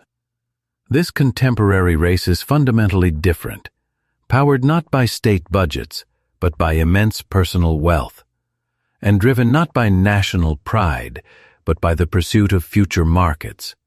While they have made space more accessible for private enterprise, they have also initiated its thorough commercialization, turning a dream once shared by all of humanity into an arena for the ambitions of new captains of industry. As these billionaires were erecting their private space empires, it might have appeared that government agencies were fading into the background. But that wasn't the reality. Instead, a profound shift was taking place. After the retirement of the Space Shuttle fleet left it without its own crewed vehicle, NASA transitioned from being the sole operator into the role of a savvy client. The agency began contracting with SpaceX and others to transport cargo and astronauts to the International Space Station, or ISS. This shift signified the acceptance of a new paradigm, where the private sector was no longer just a contractor, but the primary engine of innovation. This very partnership empowered the United States to declare its next ambitious objective, the Artemis program. The mission is to return people to the moon, but this time, the goal is not merely to plant a flag. The moon is now seen as a critical stepping stone, a proving ground for the technologies required for the next monumental leap, a crewed expedition to Mars. The Artemis program is also designed to be more inclusive, slated to carry the first woman and the first person of color to the lunar surface. However, its most crucial distinction from the Apollo era lies in its collaborative architecture. NASA is no longer capable of executing such an endeavor alone. The lunar lander contract was awarded to SpaceX, while the heavy lift rockets are being developed concurrently by both private firms and NASA's own Space Launch System, or SLS, creating a symbiosis of government vision and private sector efficiency. The early dreams of Tsiolkovsky's multi-stage rockets, the engineering brilliance of von Braun's Saturn V, and the political ambition of Kennedy all find their legacy continued in this new lunar push. Yet today's race is far more complex, international, and commercially driven. The moon calls to us once more, not as a prize in an ideological conflict, but as an indispensable rung on the ladder that leads humanity toward Mars. History has seemingly come full circle as humanity prepares to leave its terrestrial cradle once again, this time with ambitions to travel much deeper into the cosmos. The dream of Mars, a constant theme throughout the history of spaceflight, from early fiction to the detailed plans of SpaceX and NASA, feels closer than ever. Yet as we approach the realization of this dream, we are confronted with questions that extend far beyond simple engineering. Constructing a rocket capable of reaching Mars is merely the first and arguably the most straightforward part of the equation. The true test is ensuring survival upon arrival. The transit itself will last between 6 and 9 months, during which a small crew will be confined to a tight space, constantly bombarded by cosmic radiation that elevates their risk of cancer and central nervous system damage. This prolonged isolation could trigger severe psychological distress, and their destination is an utterly hostile world. The Martian atmosphere, which is 95% carbon dioxide, offers minimal protection from radiation, and surface temperatures can plummet to minus 140 degrees Celsius. The first settlers will be forced to reside in subterranean habitats or specially engineered modules, cultivate their food in hydroponic farms, and wage a constant war against the fine, toxic, and ever-present Martian dust. They would exist in a state of total reliance on their technology, where even a minor malfunction in the life support systems would mean certain death. No rescue mission from Earth could ever reach them in time, making them the most isolated individuals in the known history of the universe.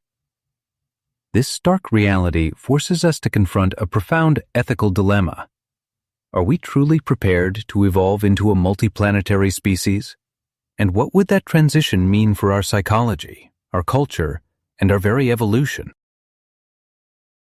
Is the entire vision of a planet B merely an elaborate form of escapism, a way to flee from the immense problems we have engineered here on Earth? It begs the question of whether it would be wiser to invest trillions of dollars not in colonizing Mars, but in the restoration and preservation of our own world. Conversely, advocates for colonization assert that this is an inherent step for a species like ours, arguing that exploration and expansion are deeply woven into our nature, and that establishing a second home for humanity is our most reliable insurance for long-term survival. The dream of that red world calls to us, offering the promise of a new beginning. Yet the cost of securing that future could be staggeringly high. As we fixate on the dream of new worlds, we run the serious risk of forfeiting access to the realm we have already mastered. In over 60 years of space exploration, we have managed to transform the region of near-Earth space into a colossal junkyard, where every spent rocket stage, every defunct satellite, and every shard from collisions or weapons tests becomes a lethal projectile locked in orbit. At this very moment, hundreds of thousands of objects, larger than 1 centimeter, are circling our planet at speeds that surpass 28,000 kilometers per hour. Traveling at such velocities, a simple, tiny bolt possesses the destructive kinetic energy of a grenade. An impact with debris of this kind could obliterate an active satellite or breach the hull of the International Space Station, also known as the ISS. This scenario is the basis for what is known as the Kessler syndrome. This phenomenon describes a cascade effect, where each collision produces more debris, which in turn increases the likelihood of further collisions, until entire orbits become catastrophically unusable. Herein lies the tragic and ironic consequence of our own achievements. The very sky that countless generations looked to as a symbol of purity and boundless freedom is now being contaminated with our own refuse. We have effectively created an unseen adversary that jeopardizes our entire future in space. The challenge of space debris is a planetary issue that demands concerted international cooperation. Innovative solutions, such as space-cleaning satellites equipped with nets, harpoons, and tugs to deorbit defunct spacecraft, are currently in development. However, this undertaking is both technologically complex and enormously expensive, representing a new moral imperative for all spacefaring nations and private corporations alike. Before we can set our sights on other planets, we must first master the art of cleaning up our own cosmic doorstep. If we fail, we could one day be confined to our home world, trapped behind a self-made barrier of high-velocity trash, gazing helplessly at the very stars to which we have barred our own path. In this way, our cradle could transform into our cage. This journey has spanned 1,000 years, from an accidental discovery by a Chinese alchemist seeking eternal life, to a boot print left in the dust of the moon. It's a history that stretches from terror-inducing fire arrows to a hopeful handshake in orbit, and from solitary visionaries dismissed as eccentrics to billionaire titans claiming space as their new frontier. This path has been paved with both triumphs and tragedies, with moments of brilliant clarity and acts of monstrous compromise.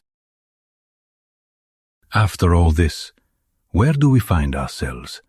And what has this long journey truly given us? It's possible that the most significant gift from space exploration isn't advanced technology or distant worlds, but rather a completely new perspective on ourselves. This is perfectly captured in the pale blue dot image taken by the Voyager spacecraft from the far reaches of our solar system. That single, almost imperceptible point of light is everything we are and everything we have. Every person you have ever cherished or despised, every piece of human knowledge, every conflict, and every symphony ever created exists right there, on that mote of dust, suspended in a sunbeam. The quest for the stars ultimately forced us to turn back and truly see our own planet for the first time. It revealed to us its profound fragility and its solitude in the vast emptiness of the cosmos, teaching us that beneath the black sky of space, the borders we draw on maps simply do not exist. So, what is our role in this grand cosmic story? Are we relentless explorers propelled by an unquenchable thirst for discovery? Or are we simply frightened runaways trying to escape from ourselves? What are we really searching for in that cold expanse? Is it new resources, new homes, or the answers to our most timeless questions about whether we are alone and what our ultimate purpose is? The voyage out of the cradle has only just begun. It promises to be a long and perilous undertaking that will demand a level of wisdom we may not yet have acquired. But regardless of where this path takes us, whether to gleaming cities on Mars or to a more profound appreciation of our own small world, we must always carry the memory of that first spark, the one that compelled us to look up and reach for the heavens. Imagine the year is 2050. You are invited to join one of the most thrilling expeditions ever conceived, a mission to explore another planet. As a member of a pioneering team, you are launching skyward to embark on one of the most hazardous yet deeply meaningful journeys of your life, not just for yourself and your crew, but for all of humanity. Are you prepared? Following a grueling journey of 40 million kilometers, a world of blistering heat and corrosive acid awaits your arrival. You have reached the domain of the second planet from our sun, Venus, Earth's forbidding twin. Our focus now turns to the prospect of its colonization. With the exhausting months of space travel now concluded, your starship and its crew are approaching the planet to establish a stable orbit. But what is truly known about this world? And what trials await the members of your team? To summarize, Venus is the second planet from the Sun, with an average surface temperature of approximately 460 degrees Celsius, hot enough to melt lead. At this extreme heat, most organic compounds are incapable of holding their structure. For reference, the average temperature on Mars is a frigid 40 degrees below zero. Yet, this comparison is somewhat misleading, as Venus, due to its comparable size and mass, is classified as a terrestrial planet, just like Earth. So, what are the similarities? And what potential advantages could the planet named for the goddess of love hold over the red planet, which bears the name of the god of war? To begin, you should know that Venus is remarkably similar to our own world in some key physical aspects. Its radius measures around 6,000 kilometers, making it 95% the size of Earth, and its mass is just over 81% of our planet's. Consequently, the gravitational pull is almost identical, with an acceleration of nearly 9 meters per second squared, compared to Earth's 9.8. Here on Earth, you are shielded from harmful solar radiation by the ozone layer and a powerful magnetic field originating from our planet's core.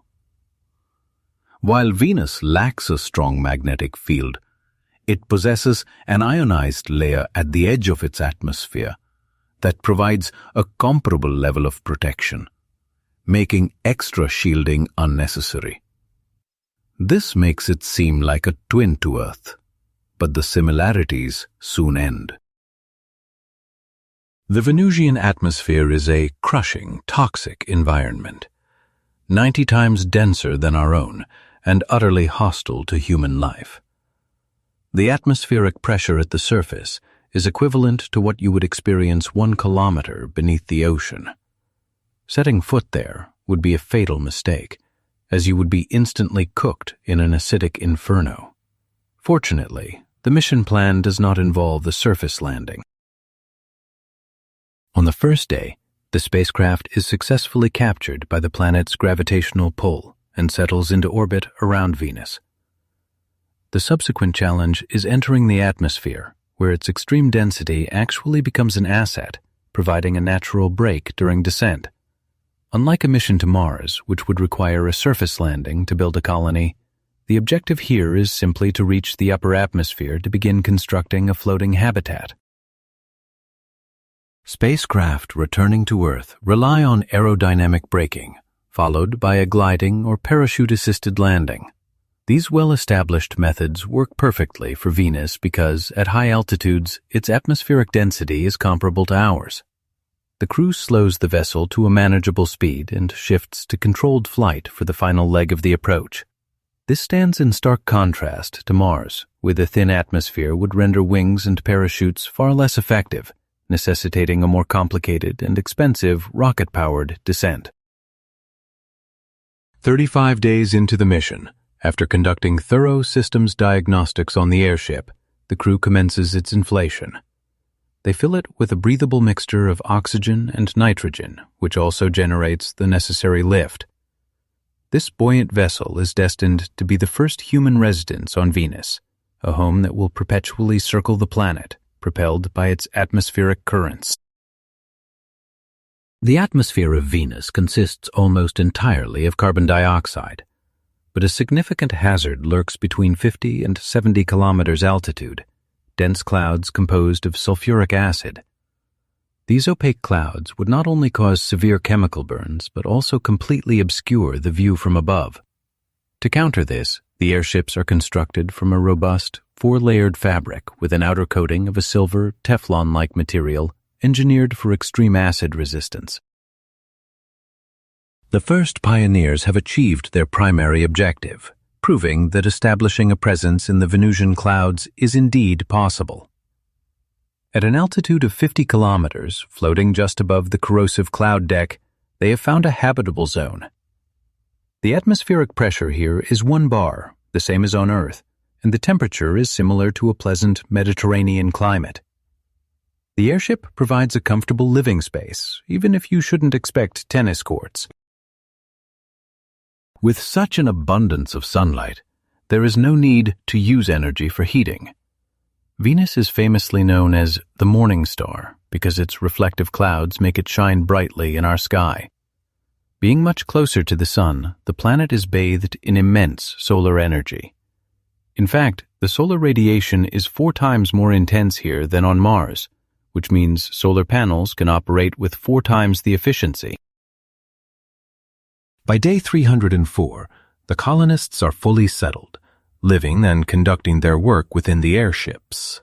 Solar panels now adorn the upper surfaces of the vessels and extend from the gondolas, soaking up uninterrupted sunlight from their position above the clouds. This constant energy positively impacts the cultivation of plants, essential for producing food and oxygen, and will power all future industrial activities in the floating factories. To generate the same amount of power on Mars, you would need to blanket huge expanses of land with solar arrays, an infrastructure that would be highly vulnerable to the planet's frequent and intense dust storms. Venus has no such vulnerability. 545 days into the mission, a new launch opportunity from Earth arises. These launch windows to Venus, whose distance from us varies from 38 to 261 million kilometers, occur much more often than those for missions to Mars. A second mission lifts off from Earth, carrying fresh crew members and critical supplies. It delivers everything from extra solar panels and emergency fuel to oxygen, water, advanced recycling systems, medical provisions, and new scientific instruments. As the colony marks its 1,000th day on Venus, a major media event connects the settlers with people back home. Earth's population tunes in for a live satellite conversation with the Venusian pioneers.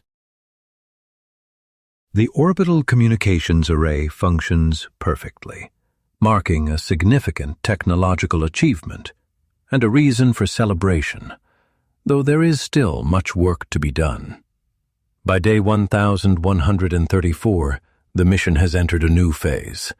Research probes, similar in design to deep-sea bathyscaphs, are now routinely sent down from the floating lab toward the planet's surface.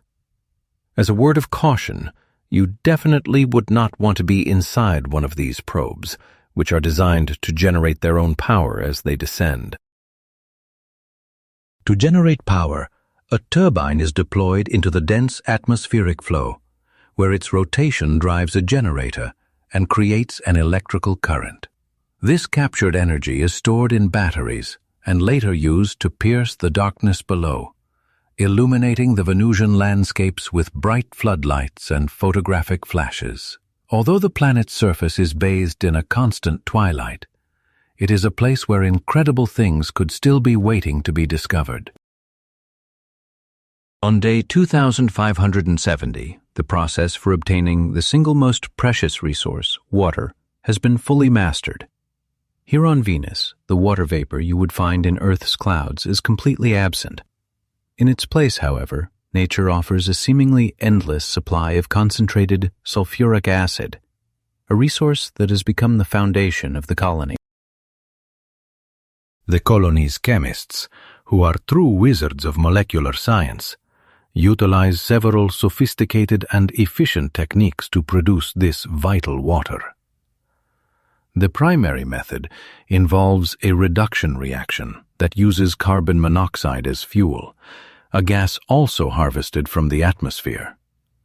Inside specialized pressurized reactors, the acid reacts with this gas, breaking down into sulfur dioxide for later use, carbon dioxide, and the life-sustaining water itself. Alongside these chemical processes, biotechnology plays a crucial role. Specialized strains of extremophilic bacteria are grown in massive vats, where they voraciously consume sulfur straight from the acid. As a metabolic byproduct, these microbes release hydrogen sulfide, a gas from which pure water is then derived through a series of subsequent chemical reactions. This newly created water can then be readily broken down into its fundamental components, oxygen and hydrogen, through the reliable process of electrolysis. This provides the colonists with breathable air and a highly effective, clean rocket fuel. To sustain these operations, vast nets made of acid-resistant composite materials are regularly dipped into the Venusian clouds, where corrosive sulfuric acid condenses upon them and is gathered in collection tanks. With no scarcity of water, the colonists' diet features fish raised in massive aquariums built right into their floating platforms. Furthermore, entire flotillas of airships serve as agricultural centers, functioning as genuine hanging gardens. Inside their transparent domes, under a gentle, diffused light, genetically modified versions of Earth's plants and vegetables thrive thanks to sophisticated aquaponic and hydroponic systems, ensuring that meaningful work is always available for every specialist. Solar energy remains an abundant resource. The flying platforms that function as homes and industrial centers on Venus possess a critical and priceless feature: their ability to float indefinitely on the dense atmospheric currents. This ensures they will never plummet to the surface, not even during the planet's incredibly long, multi-month nights. By day 3569, a steady and precisely timed stream of transport vessels arrives from Earth. These ships deliver fresh personnel, including new scientists, engineers, and physicians, along with specialized high-technology equipment. At the same time, colonists who have completed their tours of duty begin their journey home, returning to the far-off, brilliant blue dot of Earth with their mission accomplished. At this point, the Venusian settlement has already achieved full self-sufficiency, capable of producing all its necessities locally. Retrieving any resources from the planet's core remains nearly impossible because of the horrific conditions on the ground. Consequently, the inhabitants of Venus have become masters at using what is readily available in the sky around them, the very gases that compose the atmosphere. And it turns out that the atmosphere offers a great deal. The clouds are composed primarily of the aforementioned sulfuric acid and hydrogen sulfide, and when combined with the ever-present carbon dioxide, these substances can be processed to yield pure carbon, hydrogen, nitrogen, and sulfur on an industrial level. The resourceful application of these fundamental chemical building blocks creates nearly endless opportunities. Carbon, for instance, provides the perfect foundation for manufacturing the most durable synthetic fibers, which are used to produce a full range of clothing and footwear. You can just imagine your own wardrobe one day containing stylish pants or comfortable boots woven from the very substance of Venus. Combining carbon and hydrogen also allows for the simple synthesis of various hydrocarbon gases, such as methane and acetylene, with the former serving as primary fuel for interplanetary voyages, and the latter as an efficient propellant for spacecraft maneuvering thrusters. Furthermore, by leveraging the plentiful atmospheric gases, chemical engineers are able to manufacture an extensive variety of plastics and develop unique composite materials from them. In terms of both strength and weight, these advanced materials are superior replacements for conventional metals. This high-tech manufacturing base operates without the need for the massive, heavy machinery characteristic of terrestrial factories. We advance to day 7689. The Venusian settlement has flourished, now home to 1,000 permanent residents. This breathtaking, expansive city, comprised of a cluster of graceful silver airships, hovers majestically at a consistent altitude of 50 kilometers, high above the surface of a world that no longer seems quite so unwelcoming. Given the unique environment of Venus, the everyday lives and ultimate survival of the colonists are critically, if not entirely, reliant on advancements in the chemical industry. The settlers independently manufacture the ultra-durable materials needed to build and grow their flying cities, secure water for consumption and for their hanging gardens, and fabricate the components for their complex machinery. About the only supplies still shipped from Earth on a regular basis are small, concentrated batches of specific nutrients and trace elements for the greenhouses, along with some highly complex equipment for chemical facilities.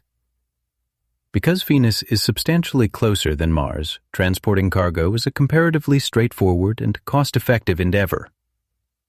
Furthermore, there is no requirement to construct massive industrial complexes, as humanity has already perfected the art of creating compact, modular units for all necessary chemical processes. Instead of shipping entire factories, individual modules are delivered and pieced together like building blocks directly within the Venusian atmosphere. For their precise positioning, specialized flying cranes are employed, remarkable saucer-like airships driven by powerful propellers.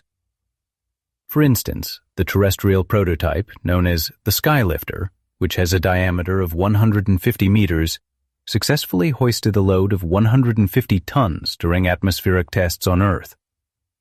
In the dense carbon dioxide environment of Venus, its lifting power is magnified many times over due to the immense buoyant force. By day 9,518, the colony's population has crossed the symbolic threshold of 100,000 individuals, transforming it from a mere scientific outpost into a fully realized and bustling society. Whole families now dedicate their lives and work here, passing their knowledge from one generation to the next.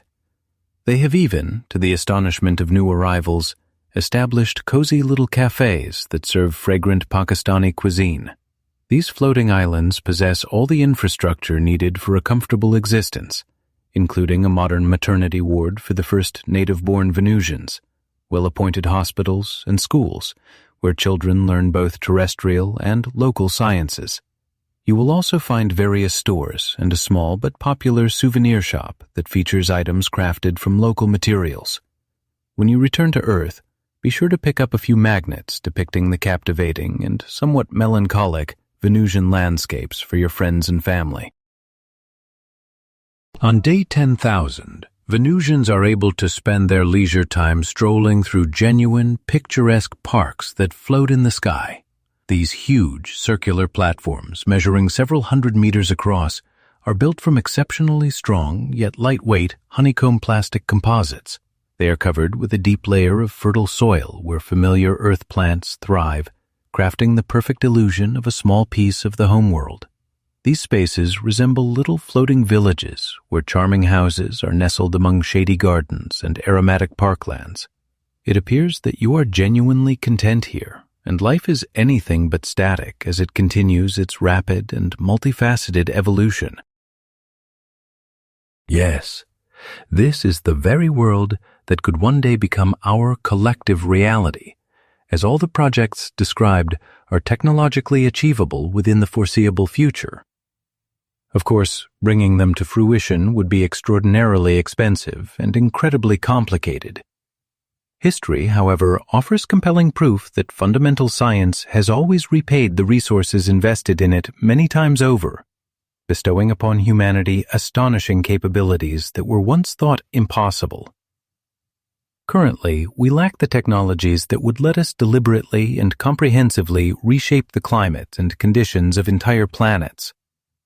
Yet, developing these tools is crucial, since there is no guarantee that our own world will remain habitable forever, even due to natural forces completely beyond our influence. Humanity requires what you might call a backup airfield, a training ground where we can perfect the skills of survival and creation on other worlds. And for this purpose, Venus stands out as a nearly ideal candidate. Naturally, this endeavor raises substantial ethical questions, suggesting that we may not have the moral right to invade and radically alter pristine alien environments, especially a world like Venus, which could potentially conceal hidden forms of life. At the same time, it is undeniable that our species' expansion across Earth has permanently changed its original state. Our home planet would appear vastly different today if Homo sapiens had remained confined to just one small corner of the globe instead of extending its reach.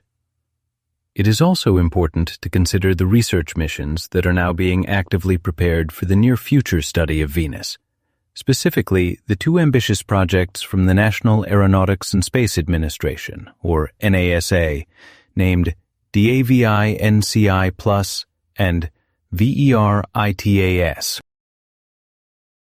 The main goal of the Da Vinci Plus probe is to execute a deep dive through the dense, turbulent layers of the Venusian atmosphere, gathering data that will help explain how the planet formed and evolved over billions of years. Meanwhile, Veritas will leverage state-of-the-art radar technology from orbit to generate an exceptionally detailed three-dimensional map of Venus's surface. Scientists worldwide are hopeful that the findings from these expeditions will provide an invaluable contribution to our knowledge of Earth's own development. explaining why it is a unique oasis for life, while other planets in our solar system remain barren.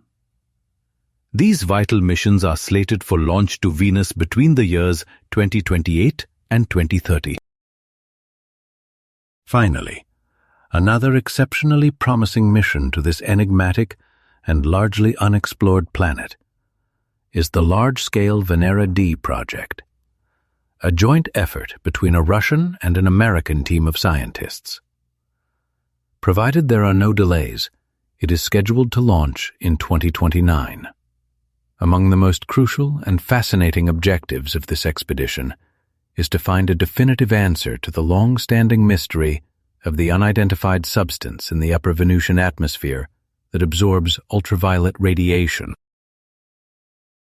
A baffling component, thought to be the work of vast colonies of aerobic bacteria within the planet's clouds, is responsible for absorbing a substantial amount of solar radiation. This theory finds indirect support from the atmospheric phosphine gas that was detected earlier. Should it be confirmed that bacteria are not producing this phosphine, scientists will face the challenge of finding an alternative, non-biological origin for the gas. The Venera D mission is set to deploy a large aerostat probe into an altitude between 50 and 65 kilometers above the Venusian surface. This probe is engineered to drift within the clouds for an extended period, meticulously searching the cloud layer for any indication of life, no matter how basic. The success of this endeavor is critically important for future explorations, as it is precisely at this elevation, within the dense and comparatively mild clouds, that our theoretical colony would need to survive, grow, and perhaps eventually construct a massive, self-sustaining aerial city.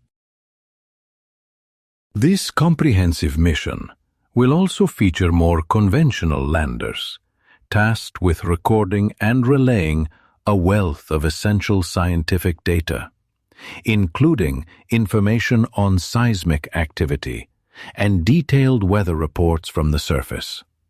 In addition, the project outlines the launch of 2 sophisticated relay satellites into Venus's orbit. These will be positioned at stable Lagrange points in the Sun-Venus system, enabling them to hold a fixed position relative to the planet, with one satellite perpetually observing the enigmatic night side, and the other monitoring its intensely bright day side. As part of the Venera D program, there are also plans to gather and perform a thorough analysis of soil samples. The goal is to understand the nature and timeline of the evolutionary events that transformed a once Earth-like world into a climate disaster zone dominated by a runaway greenhouse effect. It is hoped that this data will finally provide a conclusive answer to a deeply concerning question. Could a similar destiny be in store for our own Earth? It is possible that decades or even centuries from today, after sustained effort, we humans will gaze upon the brilliant planet Venus in the night sky with a transformed perspective. We will see it with the knowledge that somewhere in those golden, cloudy expanses of that remote but familiar world, courageous pioneers from our civilization are maintaining their solemn duty. What now appears to be a daring fantasy could very well become an incredibly vital and perhaps unavoidable reality tomorrow. But are we truly prepared for such a future? First and foremost, we as a species need to learn how to coexist peacefully on our home world, becoming creators instead of thoughtless destroyers. It is a paradox that our greatest creative potential is most clearly and fully unlocked in the process of developing the most intricate space technologies. It's quite conceivable that without the ambitious dreams of exploring other planets, without this immense and demanding objective, we might never evolve into genuinely wise and rational beings. Space confronts humanity with challenges and objectives so immense that they can only be overcome through relentless scientific and spiritual growth, which is the very foundation of our long-term survival. As long as the distant stars continue to call to us, and as long as the evening or morning Venus captivates us with its mysterious, beckoning glow, we have a genuine opportunity to accomplish remarkable things. Even if you are not a scientist, an astronaut, or a direct contributor to new technological breakthroughs, the simple act of seeing the light of faraway celestial bodies makes you a participant, a quiet partner in the great cosmic journeys that all of us, as a single human race, are destined to undertake. Earth and Venus are frequently referred to as twin planets because of their striking similarities in size, mass, density, composition, and gravity. However, this is where the resemblance comes to an end. Venus is the most scorching planet in our solar system, situated second from the Sun after Mercury. Despite not being the closest star, its incredibly thick atmosphere acts as a thermal blanket, creating an intense greenhouse effect akin to the one that warms Earth. This results in surface temperatures on Venus soaring to 465 degrees Celsius, hot enough to easily melt lead. The research probes that scientists have successfully landed on its surface remained operational for only a matter of hours before being utterly destroyed. Venus possesses a truly infernal atmosphere, composed mostly of carbon dioxide and clouds of sulfuric acid, which combine to create utterly hellish conditions. Not long ago, the scientific community announced the detection of trace amounts of water vapor within its atmosphere. This gaseous envelope is more dense than that of any other planet in the solar system, exerting a surface pressure that is 90 times greater than Earth's. The surface of Venus is profoundly arid. You will find no liquid, no oceans, rivers, or lakes. Water is incapable of existing there, as the staggering heat causes it to vaporize instantly. Yet, astonishingly enough, it actually snows on Venus. Back in the 1990s, researchers observed a distinct reflective coating on the planet's mountain peaks. A variety of theories were initially proposed, ranging from the effects of erosion and deposits of iron-based materials to more imaginative ideas like ice rinks for alien beings. It was only later, after a series of experiments replicated the conditions on Earth, that scientists determined it was a form of metallic snow, made up of bismuth and lead sulfides. These substances are expelled into the atmosphere in a gaseous state during volcanic eruptions. Subsequently, specific thermodynamic conditions at an altitude of approximately 2,600 kilometers set the stage for these compounds to condense and fall as precipitation onto the highlands. Should you ever contemplate a trip to Venus, a thick down jacket is one item you can certainly leave off your packing list. This remote yet captivating planet may indeed be habitable, with some speculating that it could even be a more viable candidate for life than Mars. So, what is the basis for this surprising idea? As we seek an answer, consider that the quest for life isn't limited to our neighbors.